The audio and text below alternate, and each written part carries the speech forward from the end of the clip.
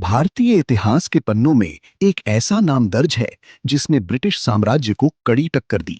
टीपू सुल्तान। आज हम इस महान शासक की बहादुरी, अंग्रेजों के खिलाफ उनकी लड़ाइयों और उनकी अद्भुत सैन्य रणनीतियों को जानेंगे। ये कहानी है मैसूर के शेर की। टीपू सुल्तान हैदर अली के पुत्र ने 18वीं शताब्दी के दौरान मैसूर साम्राज्य का नेतृत्व किया। वो एक ऐसे समय में शासक बने जब British east India company Bharat में अपनी पकड़ मजबूत कर रही थी। टीपू का मुख्य उद्देश्य था अंग्रेजों को भारत से बाहर निकालना। इसके लिए उन्होंने कई प्रमुख लड़ाइयां लड़ी और अपनी सैन्य बुद्धिमत्ता का प्रदर्शन किया। द्वितीय आंग्ल मैसूर युद्ध 1780 से 1784 टीपू सुल्तान के करियर की शुरुआत में महत्वपूर्ण था। ये युद्ध उनके पिता हैदर अली के नेतृत्व में शुरू हुआ।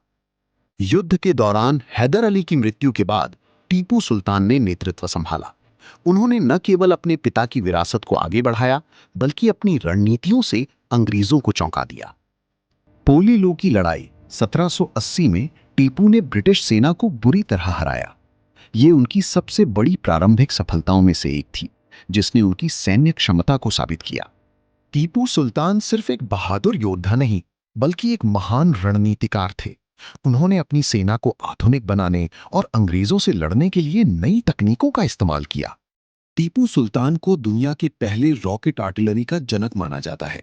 उन्होंने युद्ध में लोहे के आवरण वाले रॉकेट का इस्तेमाल किया, जिसने ब्रिटिश सेना को हैरान कर दिया।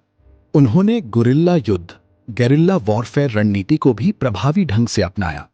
मैसूर के घने जंगल और पहाड़ी भूगोल का फायदा उठाकर उन्होंने अंग्रेजों को परेशान किया। टीपू ने फ्रांसीसी विशेषज्ञों की मदद से अपनी सेना को यूरोपीय तर्ज पर प्रशिक्षित किया। ये उन्हें उस समय की भारतीय सेनाओं से कहीं अधिक आधुनिक बनाता था। 1790 से 1792 तक चला तीसरा आंग्ल मैसूर युद्ध टीपू के लिए एक बड़ी चुनौती साबित हुआ। अंग्रेजों ने मराठाओं और हैदराबाद के निजाम के साथ गठबंधन कर लिया था। अंग्रेजी सेना ने टीपू की राजधानी श्रीरंगपट्टनम को घेर लिया। इस घेराबंदी ने टीपू को शांति समझौते के लिए मजबूर कर दिया। 1792 की श्रीरंगपट्टनम की संधि में टीपू को अपने साम्राज्य का आधा हिस्सा और भारी जुर्माना अंग्रेजों को देना पड़ा। यह मैसूर के लिए एक बड़ा झटका था। टीपू ने जल्द ही अपनी ताकत फिर से जुटाई, लेकिन अंग्रेजों ने उन्हें अंतिम रूप से हटाने का फैसला कर लिया था। यह 1799 का निर्णायक संघर्ष था। लॉर्ड वेलेस्ली के नेतृत्व में अंग्रेजों ने आक्रामक रुख अपनाया। उन्होंने टीपू पर फ्रांसीसियों से संबंध रखने का आरोप लगाया और निर्णायक युद्ध छेड़ दिया। श्रीरंगपट्टनम की अंतिम घेराबंदी 1799 में हुई। ब्रिटिश सेना ने किले की दीवारों को तोड़ दिया और टीपू सुल्तान ने बहादुरी से अपनी राजधानी का बचाव किया। टीपू सुल्तान ने युद्ध के मैदान में लड़ते हुए वीर गति प्राप्त की। उनकी शहादत ने अंग्रेजों को मैसूर पर पूरी तरह कब्जा करने का मौका दे दिया। टीपू सुल्तान की कहानी केवल हार जीत की नहीं है, बल्कि ये साहस, नवाचार और स्वतंत्रता के लिए संघर्ष की कहानी है। टीपू सुल्तान को भारत के उन शुरुआती स्वतंत्रता सेनानियों में गिना जाता है जिन्होंने अंग्रेजों की सत्ता को सीधे चुनौती दी।